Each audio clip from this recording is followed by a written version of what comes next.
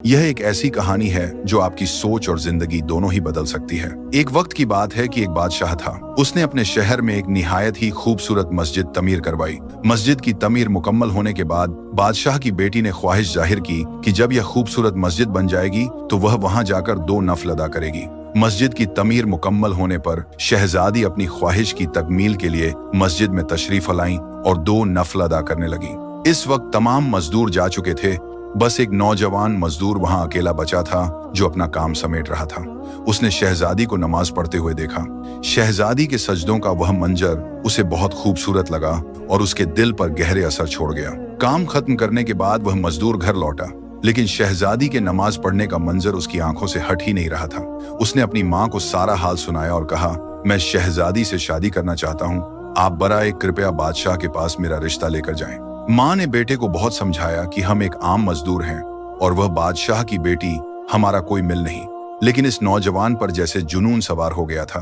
वह दिन रात इसी सोच में गिर कर रहता, न खाना खाता न काम करता। उसकी हालत दिन ब दिन बिगड़ती चली गई, यहाँ तक कि वह मरने के करीब हो गया।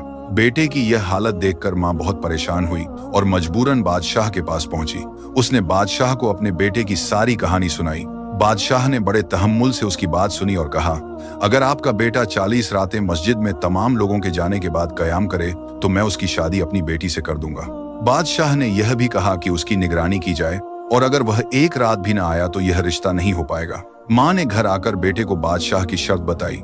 वह नौजवान फौरन तैयार हो गया। हर रात जब सब नमाजी चले जाते, वह मस्जिद में कयाम के लिए जाता, अल्लाह के हजूर सजदे करता, दुआएं मांगता और अपनी इबादत में खो जाता। 1 2 3 करते करते 40 रातें गुजर गईं, लेकिन नौजवान बादशाह के पास नहीं गया, बल्कि वह कई और रातें भी मस्जिद में ही बिताता रहा। जब काफी दिन गुजर गए और वह नौजवान बादशाह के पास नहीं आया तो बादशाह ने उसे अपने महल में बुलाया।